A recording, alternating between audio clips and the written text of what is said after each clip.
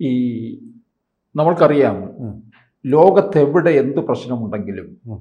ഇന്ത്യയുടെ ഇടപെടൽ വളരെ നിർണായകമാണ്. ഉം. പ്രത്യേകിച്ച് ഒരു അവസാന വാക്കായിട്ട് നരേന്ദ്രമോദിയുടെ വാക്കുകൾ അവിടെ ചെന്നാൽ അത് ഫലവത്തായി മാറുകയും ചെയ്യും. ഇപ്പം റഷ്യ ഉക്രൈൻ വാറിലും ഒക്കെ വലിയ പങ്ക് വഹിച്ചു നരേന്ദ്രമോദിയുടെ ഓരോ ഇടപെടലും. ഇവിടെ ഇപ്പോൾ പശ്ചിമേഷ്യൻ സംഘർഷം ഏതെങ്കിലും തരത്തിൽ അയവ് വരുത്താൻ മോദിയുടെ വാക്കുകൾക്ക് ശക്തി ഉണ്ടാകും. ശക്തി ഉണ്ടാവണം. കാരണം ലോകമെന്ന് ഏറ്റവും കൂടുതൽ ഇഷ്ടപ്പെടുന്ന വ്യക്തി എന്ന് പറയുന്നത് നരേന്ദ്രമോദിയാണ്. ലോകത്തിലെ ഏറ്റവും സോഷ്യൽ മീഡിയ ആണല്ലോ ഇപ്പോൾ ഒരാളോടുള്ള ഇഷ്ടം നിർണ്ണയിക്കുന്ന പ്രധാനപ്പെട്ട ഒരു മാധ്യമമായിട്ടിരിക്കുന്നത്. അത് ഏറ്റവും കൂടുതൽ ആളുകൾ ലൈക്ക് ചെയ്യുന്ന മാധ്യമം എന്ന് പറയുന്നത് അവിടെ എക്സാണ്. എക്സാണ് ലോക നേതാക്കളുടെ അഭിപ്രായങ്ങളൊക്കെ വരും അതിൽ. അതുപോലെ തന്നെ ഇൻസ്റ്റയിൽ ഒക്കെ ഏറ്റവും അധികം ലൈക്കുകൾ കിട്ടുന്ന ആളാണ് അദ്ദേഹം. അതായത് എൻ്റെ ഒരു ഓർമ്മ ശരിയാണെങ്കിൽ 10 ബില്യൺ ലൈക്സാണ് ഇദ്ദേഹത്തിന് കിട്ടുന്നത്. മറ്റു ലോക നേതാക്കന്മാർക്കൊക്കെ വളരെ ഉന്നതമായിട്ടൊരു ഹിമാലയം പോലെയാണ് നിൽക്കുന്നത്. മറ്റതൊക്കെ 5 താഴെ അങ്ങനെയാണ് പിന്നത്തെ കണക്കുകൾ വരുന്നത്. വളരെയേറെ മുമ്പിലാണ് അദ്ദേഹം. അതുപോലെ തന്നെ ഇന്ത്യ ഇപ്പോൾ ഉണ്ടാക്കിയ ഒരു യശസ് എന്ന് പറയുന്നത് ലോകരാഷ്ട്രങ്ങൾക്കിടയിൽ ഒരു രാജ്യത്തിൻ്റെയും പക്ഷം പിടിക്കാതെ എന്നാൽ നിർഭയമായിട്ട് ഒരു രാജ്യത്തെയും ഭയക്കാതെയും നിൽക്കുന്ന ഒരു രാഷ്ട്രമാണ് എന്നുള്ളതാണ്. ഇപ്പോൾ നോക്കൂ, ഇറാനെ വളഞ്ഞിട്ട് ആക്രമിക്കുകയാണ് യൂറോപ്യൻ രാജ്യങ്ങളിൽ, നാറ്റോയും അതുപോലെ തന്നെ അമേരിക്കയും. ലോകത്തിലെ വൻ ശക്തിയാണത്. ഇസ്രായേലും ഒക്കെ ചേർന്ന് മറ്റ് രാജ്യങ്ങളെല്ലാം എന്തു ചെയ്യണമെന്നറിയാതെ പേടിച്ചറച്ചു നിൽക്കുകയും വൻ ശക്തികളുടെ ശക്തിക്ക് മുമ്പിൽ റഷ്യയും ചൈനയും കാര്യമായിട്ട് ഇടപെടുന്നില്ല. അതുപോലെ അറച്ചു നിൽക്കുകയാണ്. അവർക്ക് ആയുധങ്ങളുണ്ടായിട്ടും ഇതിൽ പോയി കഴിഞ്ഞാൽ ഞങ്ങൾക്ക് തോൽവി വരുമെന്നുള്ള പേടിയുണ്ട്. അങ്ങനെ നിൽക്കുന്ന ഒരു സന്ദർഭത്തിൽ ഇറാൻ്റെ ഒരു കപ്പലിന് അഭയം കൊടുത്തുകൊണ്ട്, ഒന്നല്ല 2 കപ്പലുകൾക്ക് അഭയം കൊടുത്തുകൊണ്ട് നമ്മുടെ നേവൽ ബേസിൽ നമ്മുടെ സുരക്ഷിതത്വത്തിൽ നിൽക്കുകയാണ്. നോക്കൂ, ശ്രീലങ്കയുടെ പ്രധാനമന്ത്രി കൊടുക്കാത്ത അഭയമാണ് നമ്മൾ കൊടുത്തിരിക്കുന്നത്. ശ്രീലങ്കയുടെ തീരത്തു പോയ കപ്പൽ, അവരുടെ നാവിക കപ്പൽ, അതും വിശാഖപട്ടണത്ത് പ്രസിഡന്റ് അഭിവാദ്യം സ്വീകരിച്ച ആ നേവൽ ഫ്ലീറ്റ് റിവ്യൂവിൽ പങ്കെടുത്തിട്ട് പോയ കപ്പലാണ്. അവർ ചോദിച്ചു, ഞങ്ങൾക്കിപ്പോൾ അപകടാവസ്ഥയാണ്, അമേരിക്കൻ കപ്പൽ ഞങ്ങളെ പിന്തുടരുകയാണ്, ഞങ്ങൾക്കൊന്ന് അഭയം തരൂ. കൊടുത്തില്ല അവരഭയം. ആ അഭയമാണ് ഇന്ത്യ കൊടുത്തത്. ഇവിടെ കയറി എന്നാൽ തൊടട്ട് ഒരു മൊസാദും വരില്ല, ഒരു CIA വരില്ല, ഒരു അമേരിക്കയും വരില്ല, ഇസ്രയേലും വരില്ല. തൊടാൻ പേടിയാണ്. കാരണം ഇന്ത്യയുടെ ആയുധശേഖരത്തിൻ്റെ അമ്പരപ്പിക്കുന്ന അപാരത തന്നെയാണ്.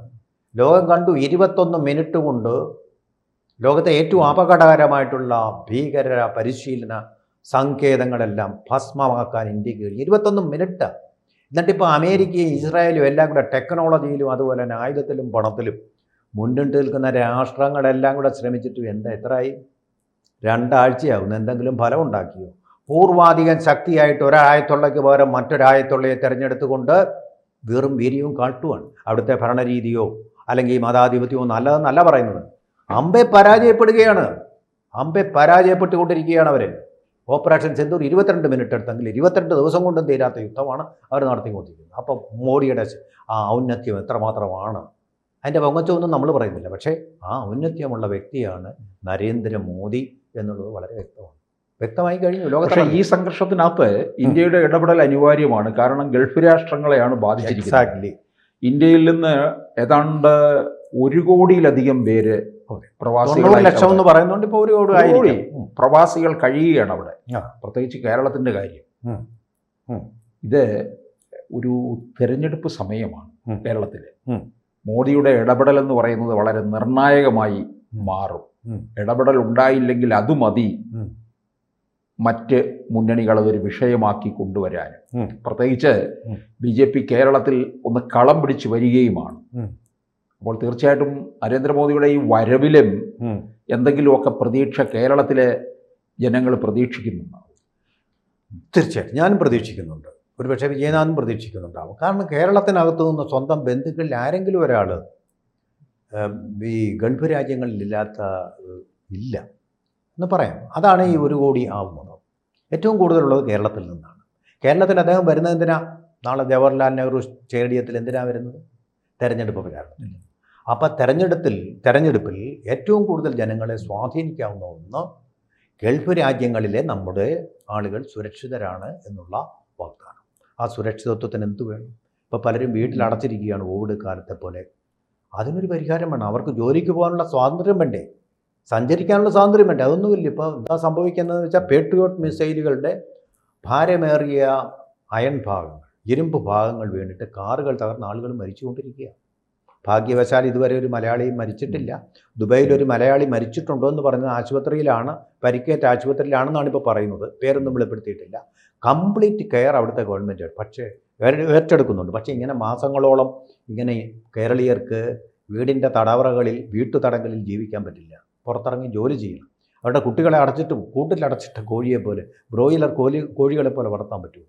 അപ്പോൾ അതിനൊരു പരിഹാരമാണ് കേരളം തേടുന്നത്. കേരളത്തിന് ആ ഒരു ജീവൻ്റെ സുരക്ഷിതത്വം മാത്രമല്ല, ജീവിക്കാനുള്ള സ്വാതന്ത്ര്യം കൂടി വേണം. അതിന് ഇപ്പോൾ ഏറ്റവും ഒടുവിൽ UAE ambassador to India, first ambassador to India Hasan Mirza എന്ന് പറയുന്നതാണ്. അദ്ദേഹം പറഞ്ഞ കാര്യം, ഒരു ഫോൺ വിളിച്ചാൽ, ആരോ ഫോൺ വിളിച്ചാൽ, UAE ഫോൺ വിളിച്ചാൽ തീരില്ല, റഷ്യ ഫോൺ വിളിച്ചാൽ തീരില്ല, ചൈന ഫോൺ വിളിച്ചാലും തരില്ല. പക്ഷേ നരേന്ദ്രമോദി ഒരു ഫോൺ വിളിച്ചാൽ ഈ യുദ്ധം അവസാനിക്കും എന്ന് പറഞ്ഞാൽ UAEക്ക് വിശ്വാസമുണ്ടോ ഇന്ത്യയിൽ? ഇന്ത്യയുടെ ആ നിഷ്പക്ഷതയിൽ അമേരിക്കയെ അതുപോലെ വിശ്വാസം ആർക്കുമില്ല. ചതിയൻ രാഷ്ട്രമെന്നാണ്. മേക്ക് അമേരിക്ക ഗോ എവേ എന്നാണ് പറയുന്നത്. മെഗായിക്ക് അതിന് വീക്കാൻ യൂറോപ്യൻകാർ പറയുന്നത്. പക്ഷെ മോദി അങ്ങനെയല്ല, വിശ്വസിക്കാൻ പറ്റിയ നേതാവ്. അദ്ദേഹം ഫോൺ വിളിച്ച് ഒന്ന് പറഞ്ഞു കഴിഞ്ഞാൽ തീരുന്ന പ്രശ്നമേ ഉള്ളൂ. തീർച്ചയായിട്ടും ഇന്ത്യ ഇടപെടണം. ഇന്ത്യ ജാഗ്രതയോടെ കാര്യങ്ങൾ നോക്കുന്നുണ്ട്. രണ്ടു പക്ഷത്തും നിൽക്കാതെ നോക്കുന്നുണ്ട്. ആരെയും ഭയക്കാതെ തന്നെ ആണല്ലോ. അമേരിക്കയുടെ അപ്രതീക്ഷിച്ച് വരുമോയെന്ന് നോക്കാതെ തന്നെ കപ്പലിന് നമ്മൾ അഭയം കൊടുത്തു. മിണ്ടാൻ പറ്റി. റഷ്യയിൽ നമ്മൾ എണ്ണ വാങ്ങിക്കാനുള്ള ചർച്ച, അവരുടെ അനുവാദം വരുന്നതിന് മുമ്പ് തന്നെ നമ്മൾ തുടങ്ങി. നമുക്ക് ഊർജം വേണം, ആരെയും ഭയക്കാറില്ല. അതാണ് സ്ട്രാറ്റജിക് ഓട്ടോണമി എന്നുള്ള ഇന്ത്യയുടെ നയം. ആരെയും പേടിക്കുകയില്ല, കൂസുകയില്ല. ഇതിനൊന്നും മറുപടി പറഞ്ഞ് വഴക്കുണ്ടാക്കാൻ പോകില്ല. ചിലരുണ്ട് എപ്പോഴും വഴക്കാരുമായിട്ടെങ്കിലും കൂട്ടിക്കൊണ്ടിരിക്കണം. അങ്ങനെ ആരെങ്കിലും വേണ്ടി എല്ലാവരുമായിട്ടും വഴക്കാം. ഇതല്ല, വഴക്കൊന്നുമില്ലാതെ, ആരുമായിട്ടും ഒരു വഴക്കുമില്ലാതെ സത്യസന്ധമായി ധൈര്യമായി അവനവൻ്റെ കൃത്യം നിർവഹിക്കുക എന്നുള്ള ആ ഒരു സനാതന സംസ്കാരത്തിൻ്റെ ആ സംസ്കാരം തന്നെയാണ് നരേന്ദ്രമോദിയും ഇന്ത്യയും അത്തരം ഒരു നയതന്ത്രത്തിലൂടെയാണ് പോകുന്നത്. ഇതൊന്നും പാർലമെൻറ്റിലെ രാഹുൽ ഗാന്ധിക്കോ അവരുടെ കൂട്ടുകാർക്കോ മനസ്സിലാവുകയില്ല. ആ തരത്തിൽ കൂടെ പോകുന്നത് കൊണ്ടാണ് ഇത്രയും ഒരു രാജ്യത്തിൻ്റെ അംബാസഡർ തന്നെ പറയുന്നത് നരേന്ദ്രമോദിയാണ് ഇതിനുള്ള സൊല്യൂഷൻ എന്ന്. പക്ഷേ ആ സൊല്യൂഷൻ അദ്ദേഹം പ്രായോഗിക ബുദ്ധിയോടെ കണ്ടെത്തണം. ഇപ്പോൾ യുദ്ധത്തിൽ ഒരു കാര്യമേ ഉള്ളൂ, സെസേഷൻ ഓഫ് വാർ ഇമ്മീഡിയറ്റ്ലി. നമുക്ക് കാര്യങ്ങളുണ്ട്, ആ കാര്യത്തിന് ഇപ്പോൾ യുദ്ധമല്ല വേണ്ടത്, ഇവിടെ നിർത്തുക. ഈ മൊയ്റ്റി കുക്കികളെന്ന് പറയുന്ന ആ വിദ്യാഭ്യാസമില്ലാത്ത ആദിവാസി ഗോത്രജനതയെ പോലെ അങ്ങോട്ടും ഇങ്ങോട്ടും യുദ്ധം ചെയ്യാൻ തുടങ്ങി എന്ന് അവസാനിക്കുക? ഒരിക്കലും അവസാനിക്കത്തില്ല. അവസാനിക്കാതെ എല്ലാവരുടെയും ജീവൻ തീരുന്നവരെ തല്ലി തലകീറി ചാവും എന്നുള്ളതാണ്. ചാവും. അവസാനത്തെ മനുഷ്യൻ ചാവുന്നവരെ ഇറാൻ അവിടെ പിടിച്ചു നിൽക്കും. അങ്ങനത്തെ ഒരു യുദ്ധമാണ്. അല്ല മറ്റു രാജ്യങ്ങളെ പോലെ പേടിച്ചോടി യുദ്ധം നിർത്തി കീഴടങ്ങുമെന്നൊരു വാക്ക് ഇറാൻ ജനതയുടെ നിഘണ്ടുവിലില്ല. പരാജയം എന്നൊരു വാക്ക് നെപ്പോളിയൻ്റെ നിഘണ്ടുവിലില്ല എന്ന് പറഞ്ഞതുപോലെ കീഴടങ്ങൽ എന്നൊരു വാക്ക് ഇറാൻ്റെ ഡിക്ഷണറിയിലില്ല. ആ ഒരു വാക്ക് മൊയ്റ്റികളുടെ ഡിക്ഷണറിയിലുമില്ല, കുക്കികളുടെ ഡിക്ഷണറിയിലുമില്ല. അതുകൊണ്ടാണ് ആ യുദ്ധം മാസങ്ങളോളം നീണ്ടുന്നത്.